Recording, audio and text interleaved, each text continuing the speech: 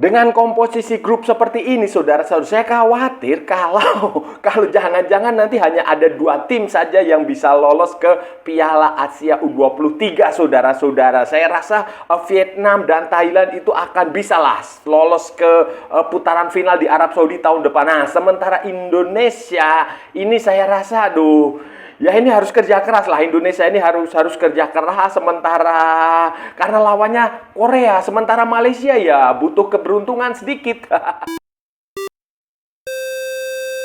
Halo saudara-saudara, jumpa lagi dengan komentator gadungan di sini. Dengan komentator yang gadungan. Seperti biasa, saudara-saudara, seperti biasa. Kalau kita sudah bertemu, pasti akan ada yang kita bicarakan. Akan ada yang kita perbincangan, kita ulas, kita analisis, kita cakap, kita bacotin, kita gibahin, kita cangkeman tentang sepak bola di seputaran Asia Tenggara. Di negara-negara tetangga, negara-negara sahabat, negara-negara jiran, negara-negara serumpun. Indonesia, Malaysia, Thailand, Vietnam, Laos, Myanmar, Kamboja, Filipina, Brunei, Singapura, Timor Leste, Australia, Wakanda, Konoha, negara api, negara angin, negara air, negara dongeng. Dan sekitarnya. Semua akan kita bicarakan secara fair, secara jujur, secara adil, tanpa muatan politik, tanpa kebencian, tanpa provokasi, hanya berdasarkan fakta dan bukan klaim semata, saudara-saudara. Tidak ada hoax, tidak ada hoax, tidak ada hoax, tidak ada hoax, dan tidak lebay. Baik yang sudah lama maupun yang terkini. Bebas, saudara-saudara, bebas, bebas, bebas. Yang penting, sopan.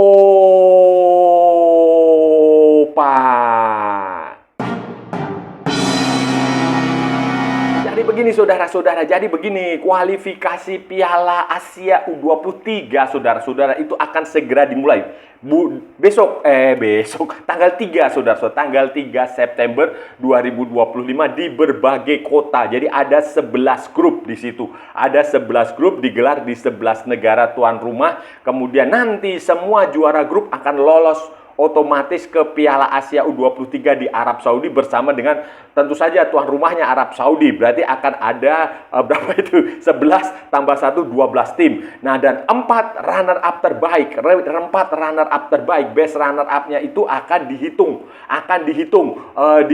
Dibikin klasmen sendiri, kemudian 4 tim terbaik di atas berdasarkan ya poin, kemudian selisih gol, kemudian produktivitas, kemudian fair play-nya itu, kartu merah, kartu kuningnya itu mereka akan dihitung untuk mendapatkan 4 runner up terbaik, 4 peringkat kedua terbaik, 4 ranking kedua terbaik untuk lolos bersama 11 juara grup. 11 juara grup dan plus tuan rumah Arab Saudi. Nanti akan ada 16 peserta di Piala Asia U23 tahun depan di Arab Saudi. Kalau nggak salah itu mungkin bulan Januari ya. Januari atau Februari, di saat-saat masih musim dingin lah.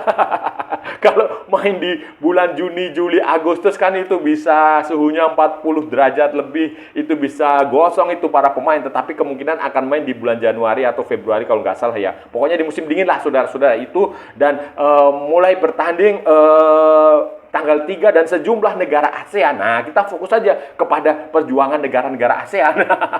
Itu ada yang menjadi tuan rumah, ada yang away, ada yang satu grup itu terdiri dari beberapa, beberapa negara ASEAN itu ada yang tergabung dari dalam satu grup, sehingga mereka harus saling bunuh, harus saling jegal untuk setidaknya mendapatkan tempat lolos ke Piala Asia U23.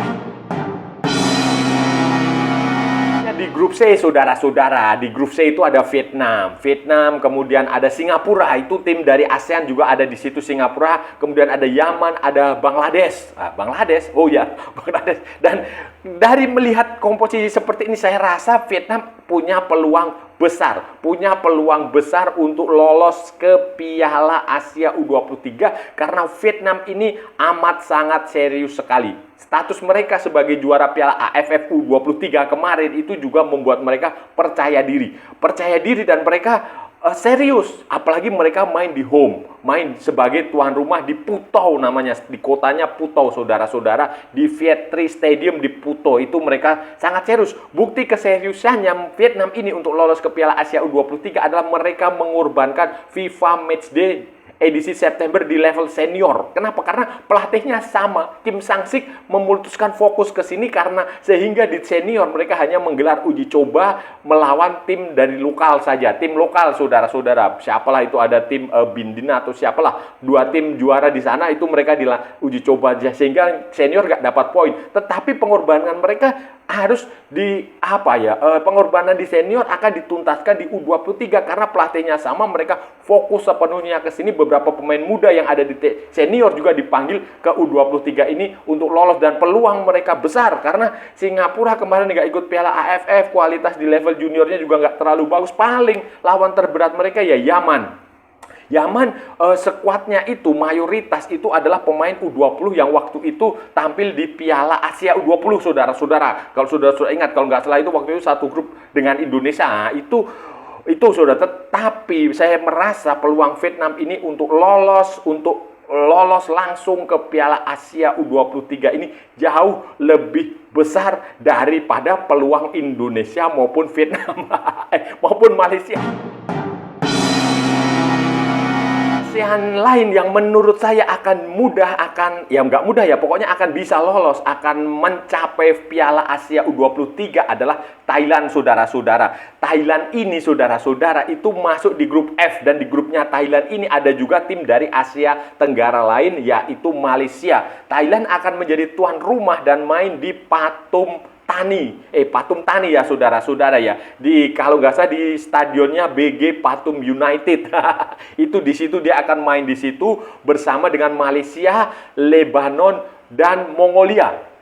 Kalau dilihat kualitas Thailand waktu Piala AFF, mereka kan hanya kalah di semifinal dari Indonesia. Kalah adu penalti dari Indonesia ya. Adu penalti itu kan faktor keberuntungannya, saudara-saudara, jauh lebih besar. Itu peluang Thailand saya lihat lebih besar. Peluang Malaysia itu ada, tetapi berat karena Malaysia kalau saudara-saudara lihat permainannya tidak terlalu bagus di Piala AFF, walaupun Malaysia jangan dianggap sebelah mata karena mereka menjalani pemusatan latihan yang cukup lama. Kecuali Fergus Terne yang masih menjalani kompetisi di Liga Super Malaysia, semua pemain Malaysia itu mereka sudah menjalani pemusatan latihan di Bangkok sejak mungkin sekitar 2 mingguan, saudara-saudara, 2 atau 3 minggu ya, saudara-saudara. Mereka sudah ada di Bangkok, mereka menggelar latihan sekaligus uji coba, walaupun hasilnya ya begitulah. Tetapi itu menunjukkan keseriusan mereka, keseriusan U23 Malaysia untuk mencoba mengejutkan Thailand. Karena ini Thailand lawan yang paling berat dan punya potensi lolos. Ya setidaknya Malaysia menargetkan imbang, menargetkan seri melawan Thailand supaya nanti hitung-hitungan di peringkat kedua runner up terbaik itu mereka bisa masuk ke situ. Karena kalau melawan Mongolia mungkin agak mudah. Lebanon itu juga lawan yang cukup berat, saudara-saudara. Jangan dipandang sebelah mata. Negara-negara Arab selalu memiliki kemampuan yang cukup berat. Jadi ini tetapi demikian, saya rasa Thailand akan bisa lolos dari grup ini. Sementara runner up-nya mungkin ya nanti Malaysia atau Lebanon. Mana dengan Indonesia di grup J, saudara-saudara?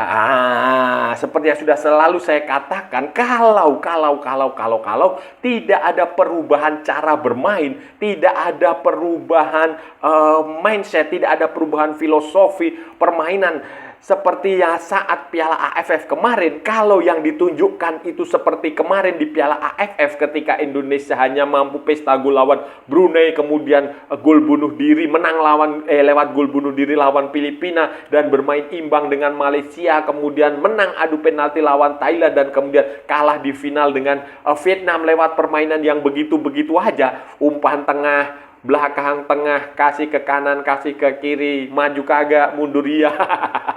Ketika ada peluang menyerang mereka nggak melakukan itu, justru bola ditahan, ball possession, seolah-olah pemain-pemain itu adalah Gavi, Pedri, Lamine Yamal, terus Ferran Torres.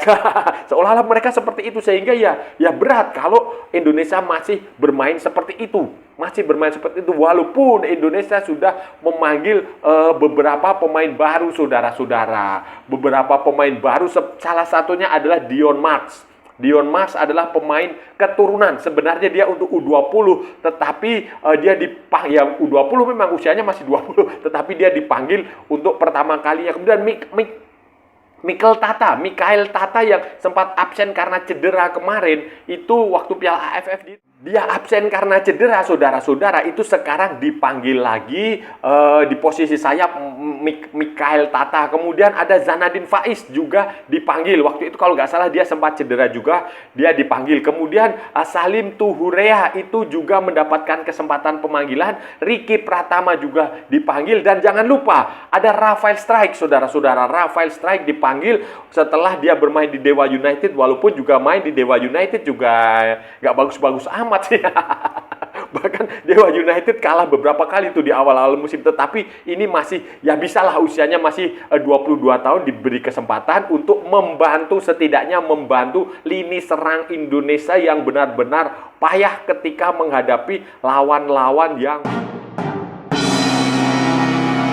Indonesia ini berat, saudara-saudara, khususnya di pertandingan terakhir melawan Korea Selatan. Kalau di pertandingan pertama, pertandingan kedua melawan Makau, melawan Laos, ya saya nggak ragu lah Indonesia bisa menang. Jadi kalau di pertandingan pertama dan kedua itu nanti isunya adalah, pertanyaannya adalah, yang harus diperhatikan adalah berapa banyak jumlah gol yang bisa dihasilkan. Karena ini penting. Seandainya Indonesia nanti menjadi runner up, seandainya Indonesia nanti menjadi runner up, saudara-saudara, seandainya Indonesia menjadi runner up, saya tegaskan ya, itu maka hitung-hitungan selisih gol itu akan sangat penting dengan grup lainnya, dengan 10 grup lainnya, itu penting sekali. Jadi pertandingan pertama, pertandingan kedua itu memang harus fokus jumlah gol. Tetapi pertandingan ketiga ini lebih berat lagi. Kita butuh dukungan supporter di situ. Supporter untuk meneror pemain-pemain Korea Selatan. Karena pemain-pemain Korea Selatan ini bagus-bagus, saudara-saudara. Pemain Korea Selatan ini bagus-bagus. Walaupun 2024 kita mengalahkan mereka, tetapi ini tim yang sama, yang beda. Tentu saja tim yang dulu dengan sekarang juga beda. Indonesia sama. Ini tim yang berat, dan mereka juga sudah menggelar pemusatan latihan cukup lama, saudara-saudara. Cara bermain mereka sangat efektif, sangat efisien, speednya bagus, kemudian crossing. Nah, ini yang harus diwaspadai. Crossing mereka itu bagus sekali. Crossing mereka bagus, mereka begitu dapat bola, mereka langsung tajam. Umpan dari sayap ke tengah itu tajam dan menukik. Penyerang mereka itu tinggal melakukan mencocor bola. Dan yang paling penting ini, walaupun Sintayong kemungkinan besar tidak akan jadi mendampingi tim ini, saudara-saudara, karena tidak mendapatkan izin dari Ulsan Hyundai. Tidak mendapatkan izin dari Ulsan Hyundai dia, dan prestasi Ulsan Hyundai di Liga Korea juga tidak bagus-bagus amat. Kemungkinan besar Sintayong batal, tetapi mantan asisten tim nasional Indonesia, mantan asistennya Sintayong waktu melatih Indonesia, Yom Ki-hun, saudara-saudara, itu menjadi salah satu asisten pelatih di tim nasional U23 Korea Selatan ini. Yom Ki-hun itu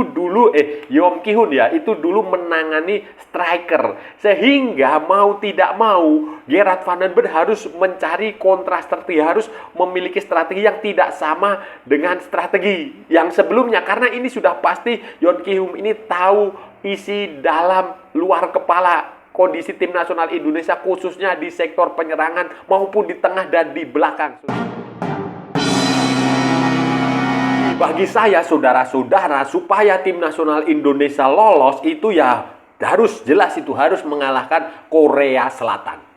Harus mengalahkan Korea Selatan, itu nanti lolos langsung. Tetapi kalaupun kita gagal mengalahkan Korea Selatan, saudara-saudara, target minimal adalah seri, adalah imbang, saudara-saudara. Kalau kita bisa bermain imbang dengan Korea Selatan, ya peluang lolos itu besar. Taruhlah kita menang lawan Laos, menang lawan Makau, itu kan kita dapat 6 poin. Kemudian kalau kita imbang dengan Korea Selatan, berarti poinnya 1. Nanti tinggal lihat Korea Selatan lawan Makau, lawan Laos, berapa skornya, menang atau tidak. Kalau mereka sama-sama juga menang, berarti kan poinnya sama 7. Berarti akan dihitung lagi. Itu nanti selisih golnya berapa. Nah, itu peluangnya bisa jadi Korea atau Indonesia menjadi juara grup, runner up. Bisa juga menjadi runner up terbaik. Itu, saudara. Jadi, jangan sampai kita kalah melawan Korea Selatan. Dan supaya kita tidak kalah melawan Korea Selatan, ya kita harus punya taktik dan strategi yang tepat. Jangan pemain terlalu banyak mendribble bola, jangan terlalu banyak ball possession tetapi nggak pernah nyerang. Itu yang penting itu nyerang. Kecuali Anda memang mau bertahan sekaligus, nggak apa-apa. Kalaupun ingin bertahan sekalipun, ya sudah bertahan, parkir bus. Jadi jangan nanggung. Jangan menggunakan strategi yang nanggung. Kalau ball possession tetapi nggak pernah ada peluang untuk mencetak gol, ya percuma. Tetapi kalau ada bertahan, ya sudah bertahan saja. Total parkir bus, pakai 5 defender atau 6 defender semuanya ditumpuk di kotak penalti, itu nggak apa-apa. Itu jauh lebih bagus daripada Anda mengaku ingin menyerang tetapi Anda ball possession dengan hanya umpan kanan kiri nggak pernah ada serangan langsung ke depan, nggak ada eksekusi serangan ke depan, nggak ada. Jadi itu yang harus diperhatikan oleh Gerard van den Berg, karena Korea Selatan itu bukan Malaysia, Korea Selatan bukan Vietnam, Korea Selatan bukan Thailand, Korea Selatan itu bukan Brunei Darussalam.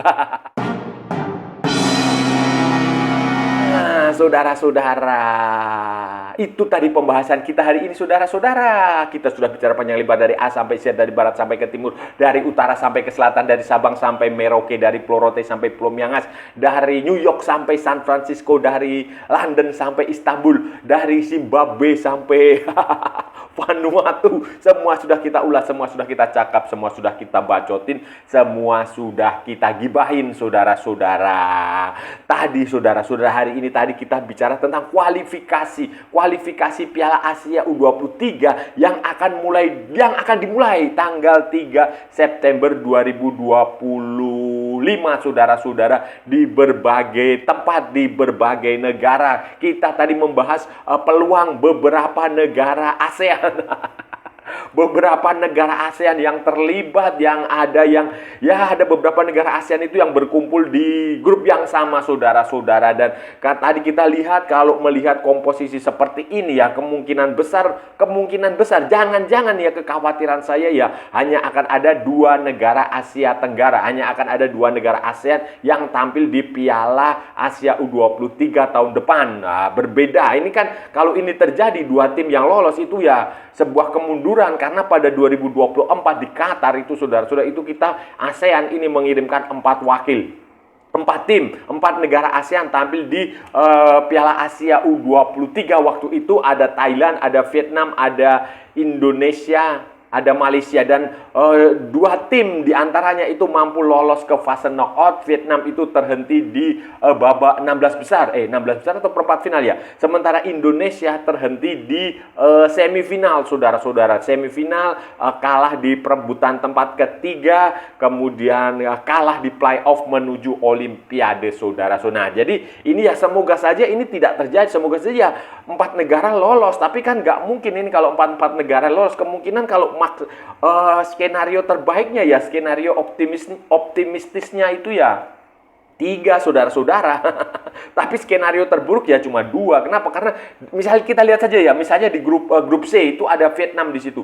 Vietnam dan Singapura di situ akan melawan Yaman, akan melawan Bangladesh. Vietnam itu serius mempersiapkan U23, bahkan mereka mengorbankan timnas senior mereka untuk tidak melakukan FIFA Matchday karena pelatihnya sama, Kim Sang-sik, saudara-saudara. Itu di situ. Sementara Thailand, saudara-saudara, Thailand di grup F bersama Malaysia. Nah, itu kan otomatis salah satunya harus tersingkir. Tadi Vietnam juga dengan Singapura salah satunya harus tersingkir karena juara grup otomatis lolos. Nanti runner up-nya dengan 4 runner up terbaik lagi akan dihitung-hitung. Nah, itu kan ya butuh hitung-hitungan lah. Nah, tetapi yang itu tadi seperti itu. Kemudian Thailand ini ya kemungkinan Thailand bisa lolos lah. Malaysia persiapannya ya maksimal, mereka pemusatan latihan banyak, tetapi karena ini main di kandangnya Thailand, dan Thailand juga kemarin main di Piala AFF lebih bagus dari Malaysia. Saya rasa ya mungkin Thailand bisa, Malaysia bisa mengejutkan sedikit, saudara. Sementara di grupnya Indonesia, grup J, saudara-saudara, itu kunci Indonesia untuk lolos itu ada di pertandingan melawan Korea Selatan. Karena waktu melawan Laos, melawan Makau, Laos juga dari Asia Tenggara, itu saya rasa nggak akan sulit. Dan itu 2 pertandingan itu harus diusahakan mencetak gol terbanyak, karena nanti akan ada, kalaupun Indonesia menjadi runner up, itu akan hitung-hitungan selisih gol tentu saja ya. Kalau Indonesia bisa mengalahkan Korea Selatan, ya minimal imbang, saudara-saudara, minimal imbang dengan Korea Selatan di pertandingan terakhir. Nanti akan kemungkinan kalau itu terjadi 7 poin ya, peluang lolos sebagai salah satu runner up besar. Tetapi kalau kalah hanya dengan 6 poin ya agak berat saudara-saudara. Lebih mungkin lagi kalau menang. Kalau menang ya lebih lolos. Dan saya rasa sudah cukup ya pembahasan kita kali ini. Kalau ada salah-salah ya mohon maaf. Namanya juga gadungan saudara-saudara, wajar kalau gadungan itu salah. Tetapi kalau benar berarti sebuah kebenaran. Kalau saudara-saudara merasa channel ini bermanfaat, berguna, menghibur, menginspirasi, silahkan like, share, and subscribe. Tapi kalau tidak, saudara-saudara, abaikan saja, skip, jangan ditonton, jangan nyampa, jangan membuat komentar-komentar yang menghina, menghujat, melecehkan, merendahkan orang maupun negara lain. Santai aja, ini hanya bola, kita cari teman, bukan cari musuh. Jangan menghujat admin, santai aja bro. Ikuti juga akun media sosial Komentator Gadungan, ada di Instagram, ada di Facebook, dan ada di TikTok yang bukan TikTok Shop, saudara-saudaraku semuanya. Oke. Sampai bertemu lagi di edisi berikutnya dengan tema-tema yang jauh tidak bermanfaat, dengan tema-tema yang jauh lebih tidak berguna, dengan tema-tema yang jauh lebih membagongkan. Salam olahraga dan merdeka!